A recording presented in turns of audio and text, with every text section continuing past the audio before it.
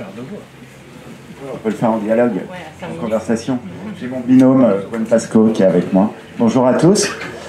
Donc, je m'occupe du château d'Escalbec. Je suis le heureux propriétaire de ce domaine, un domaine qui est classé monument historique depuis 1987.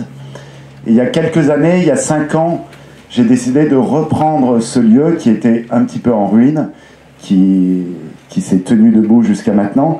Un donjon s'est effondré en 84 et qui a été laissé ensuite pendant à peu près 25 ans sans toit et sans mur, donc il restait plus que 3 ailes et le château était, il y avait un risque d'effondrement total du château puisqu'il ne tenait plus sur 4 faces, et donc ça a été reconstruit in extremis.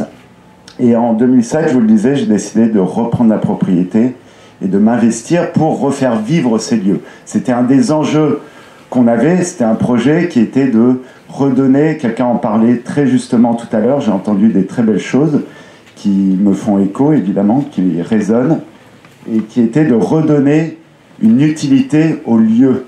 C'était la première chose, refaire vivre les lieux. Et maintenant, l'enjeu est de trouver évidemment un projet qui puisse faire sens à Escalbec, qui respecte les lieux, mais qui soit aussi économiquement viable. Donc c'est à ça qu'on s'attelle avec Gwen Pasco et l'équipe de l'association qu'on a créée en 2016. Et donc notre rôle est d'expérimenter, c'est ce qu'on fait beaucoup, pour aussi comprendre les lieux, comprendre notre environnement et choisir le projet qui conviendra le mieux à Escalbec. Pour mêler toujours un lieu qui est une propriété privée, vous l'aurez compris, un lieu où vit une famille, mais aussi où on recevra le public à l'intérieur.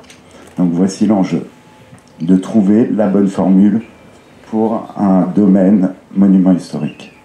Voilà. Merci beaucoup, vous aurez l'occasion de... Vous aurez aussi